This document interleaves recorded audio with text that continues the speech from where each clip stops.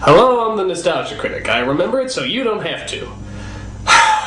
Well, guys, this is it. The big one. The shit-stopper. The constipation of American cinema. A bowel blockage from which nothing of any value can possibly be removed. What is said to be one of the worst films of all time.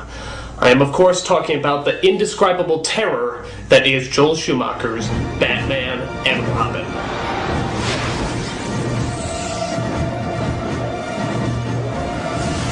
We are talking about a movie that's so bad that lawyers are actually making reasonable arguments that their client's crime may be horrible, but at least they didn't make Batman and Robin. And in the remotest parts of Southeast Asia, it is still considered the #1 preferred form of execution. No! No, please! Anything but that! So as you can tell, I am not looking forward to reviewing this stinker. However, before I review it, let's take a look at the declining history of these Batman movies. The first Batman film was released in 1989 under the direction of then-newcomer Tim Burton. It was edgy, dark, and made just as much for adults as it was for children. In fact, it was made more for adults, and continues to be the highest-grossing Batman movie to date. The second film, Batman Returns, was also very edgy and dark, but maybe a little too dark. A lot of people didn't gravitate towards the often disgusting Penguin or the exceptionally depressing storyline. While the first Batman ended on a triumphant note, Batman Returns' ending was more bittersweet, and left a lot of people feeling kind of empty. While still a big hit, Batman Returns wasn't the mega blockbuster Warner Brothers was hoping for, so Burton was booted off the movie sequels and replaced with another director. Enter Joel Schumacher, director of the third Batman film, Batman Forever, which was definitely more kid-friendly, bringing in stars like Jim Carrey, some bright flashy colors, and some really corny one-liners. It's the car, right? Chicks love the car. It wasn't good, but it certainly wasn't horrible. It was the Batman film studios always wanted, safe and marketable, and as you would imagine, it was a big hit. So logically, Schumacher was called in to direct the next one. And seeing how this is one of the worst films of all time, special precautions have been made today to prevent me from killing myself. For example, all sharp objects have been removed from the building. They took away my tie so that I don't hang myself. And, they also padded the edge of my glasses so that I don't jab them in the sides of my throat. But they didn't count on my cyanide pills. So, let's take a look and see just how bad Batman and Robin really is. Well, this doesn't seem too bad. They're just suiting up, there's the Batmobile, the music's nice. Maybe this won't be so horrible after all. I want a car. Chicks dig the car. This is why Superman works alone.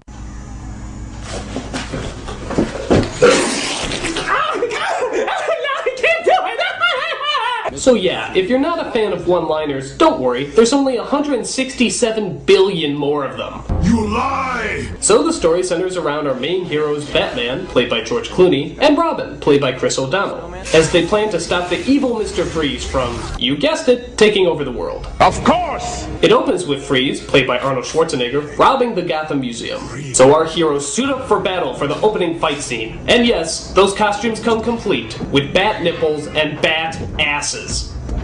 Alright, y'all know what's coming. Now that we got that joke out of the way, let's continue. Mr. Freeze is stealing a diamond that apparently powers his Sub-Zero suit. Apart from that, his only goal seems to be making jokes about a subject matter that unfortunately lends itself to a lot of insufferable puns. And I'll give you 4 guesses as to what that subject matter is. A. Celebrity gossip. B. Political satire. C. Family dilemmas. Or D. Ice. Iceman cometh. Take some ice. Can you be cold? Chill. Freeze well. Cool party. Stay cool. If your answer was D, no fucking shit! Thanks for playing. So Batman comes busting in along with his sidekick Robin on his motorcycle. As the fight scene rages, we get an onslaught of lame lines and over-the-top stunts. Nice catch. You break it, you buy it. In fact, you may notice a similarity to another familiar style. Can't quite put your finger on it? Maybe this'll help.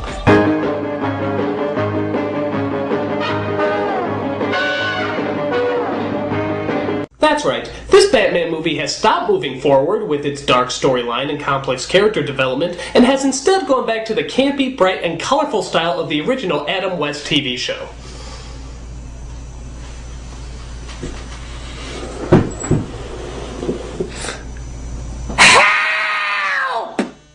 So as the fight scene continues, we see Batman and Robin literally skate across the icy floor playing hockey with a valuable hunk of diamond.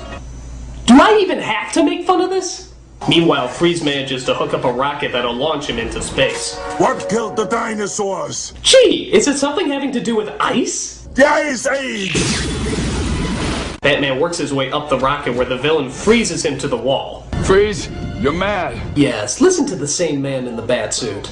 I think not. Robin comes to rescue him as they surf their way down to the ground off the doors of the rocket. The only thing that would make this scene lamer is if Robin actually shouted Cowabunga. Cowabunga! As if this scene couldn't possibly be any longer, Batman and Robin chase Freeze into another building, where Robin gets frozen by the ray gun.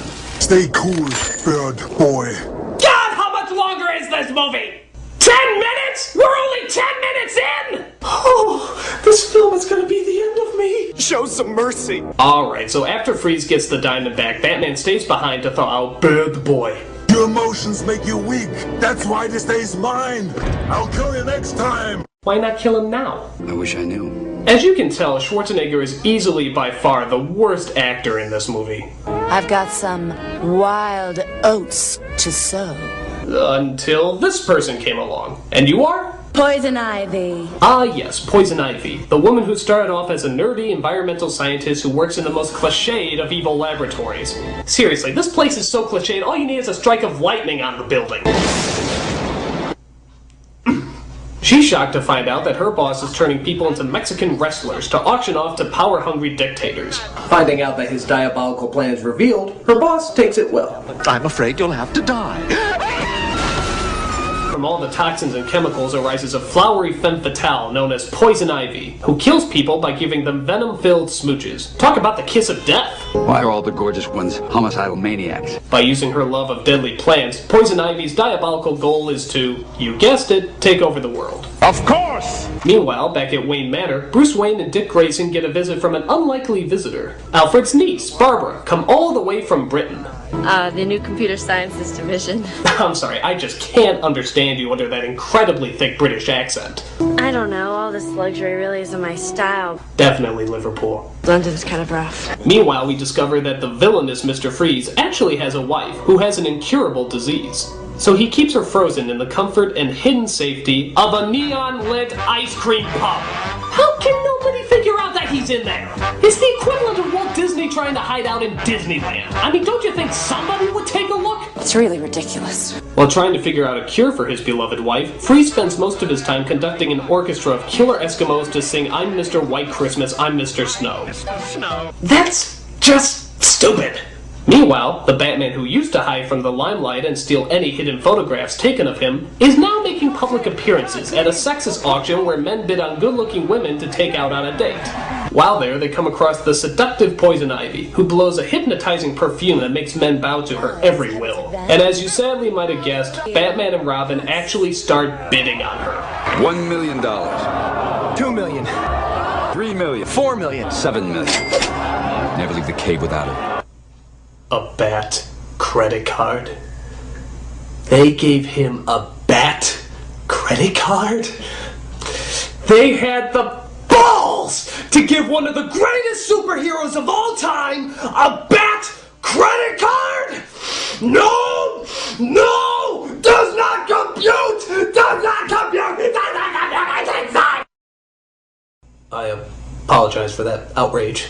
It was childish and immature. I just get a little peeved when I see one of my childhood icons carrying a Bat credit card, you bastards! I'll kill you! I'll kill all of you! All of you will die! You'll get the cash! Rape my childhood, will you? You'll all die! You will all die! Okay. I'm fine, I'm cool, I'm fine, I'm fine. So, after Batman uses the... you know what? Mr. Freeze busts in and ruins the party. But through an exciting chase, Batman catches Mr. Freeze, doing God knows what to him under that cape, and places him in Arkham Asylum. But Robin is angry because he wanted to get Mr. Freeze. Could have made that jump. Sometimes counting on someone else is the only way you win. In fact, fact, most of Robin's dialogue is just bitching and moaning. She loves me and not you. This is no partnership. I want a Robin signal in the sky.